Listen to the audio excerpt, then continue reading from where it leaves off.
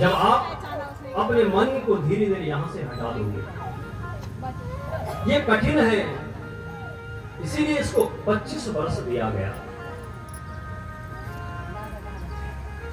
और उनका भी अगर सदुपयोग नहीं करोगे तो आप सट हैं, यानी 60 के बाद तो मूर्ख हो जाता है, इसको सट कहा गया। इसलिए मूर्ख का पूर्ण व्यवहार न करो।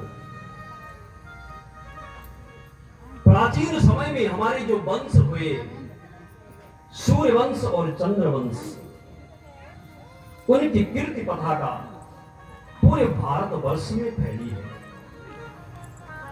वहां पर ऐसे ऐसे राजा हुए जिन्होंने सब गृहस्थी थे, लेकिन उन गृहस्थियों का यह धर्म था कि वो प्रजा का पालन भी करते थे और घर में पत्नियों का भार भी अपने हाथों पर लेते थे और बच्चों को भी अच्छी शिक्षा प्रदान करते थे।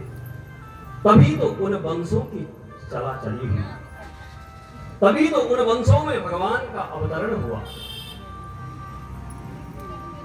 उसी वंश में एक राजा हुए, इक्ष्वाकु राजा, जो सूर्य वंश के हैं, और मनु के पुत्र हैं। उन इक्ष्वाकु के 9 भाई हुए और उनमें सरियाती राजा हुए और सरियाती की एक कमल लोचनी पुत्री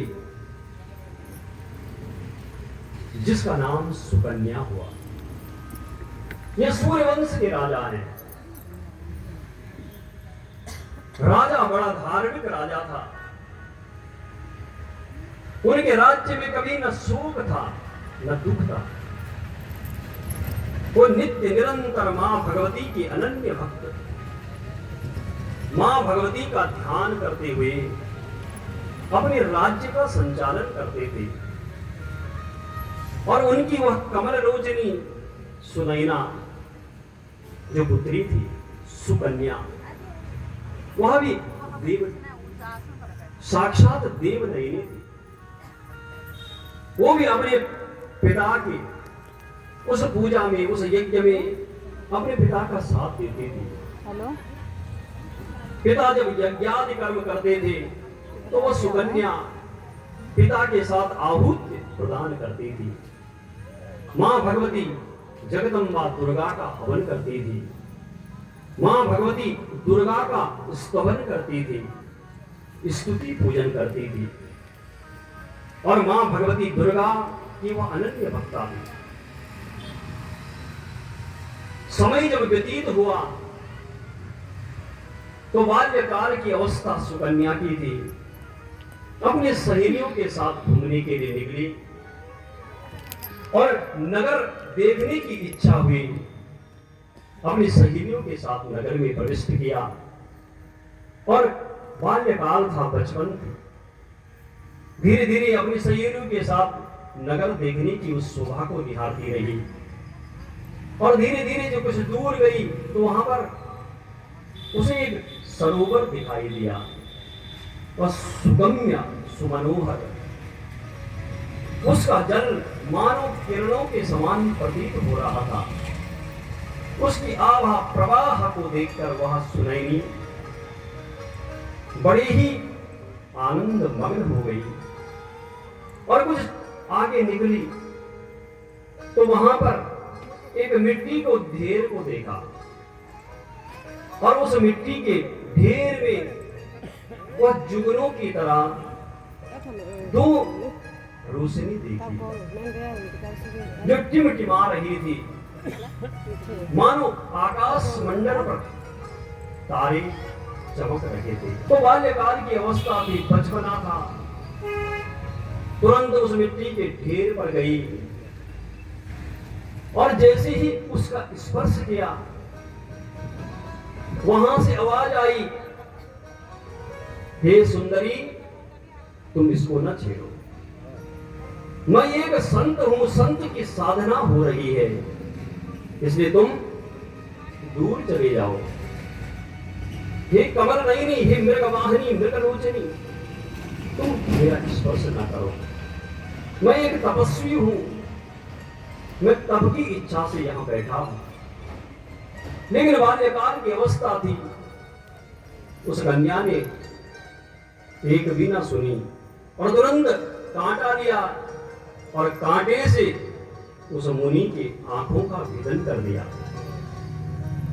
और जैसे ही कांटे उन मुनियों की आंखों में गए तो सरियाते राजा के जितने भी सेवक थे सबका मलमूत्र स्तंभित हो गया, हाहाकार मच गया।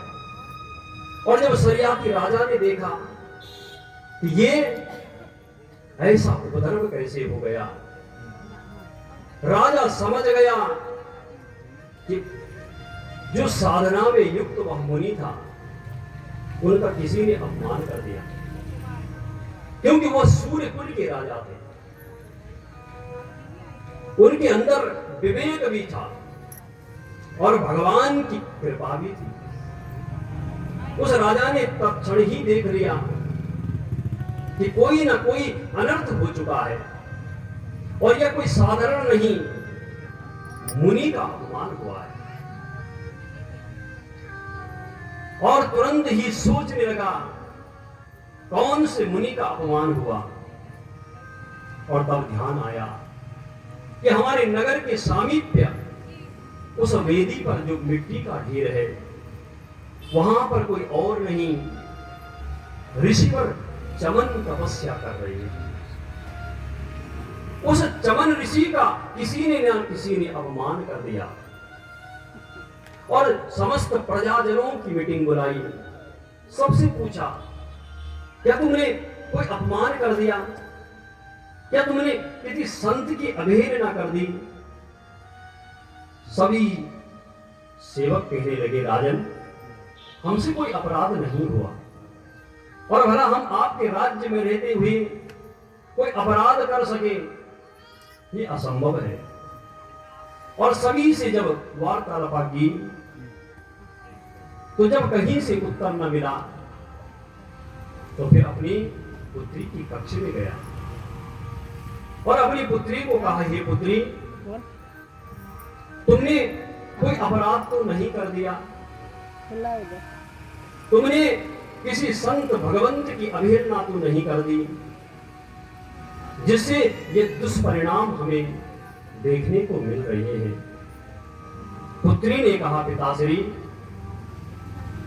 मेरे से कोई ऐसा अपराध तो नहीं हुआ, लेकिन जब मैं आज खेलने अपनी सहेलियों के साथ गई थी तो मुझे एक मिट्टी का ढेर मिला और मैंने कांटों को लेकर उस मिट्टी के ढेर में जो जुगनू चमक रहे थे उनका भेदन कर दिया।